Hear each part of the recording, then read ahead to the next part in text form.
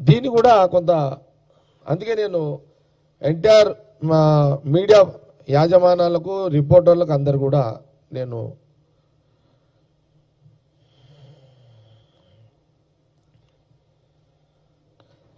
సరే చట్టాలు ఉన్నాయి, న్యాయస్థానం ఉంది, కానీ చట్టాల దగ్గరికి ఈ సైకో బ్లాక్మెయిలింగ్ ఆడపిల్లలను చేసే వాళ్ళ విషయాల్లో ఎట్లా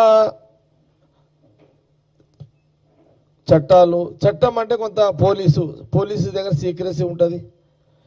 న్యాయస్థానం పోయినప్పుడు అడ్వకేట్లు ఎవరు వాళ్ళకు ఉంటారు, వాదోపవాదాలు, ఇదంతా బహిర్గతం అవుతుంది.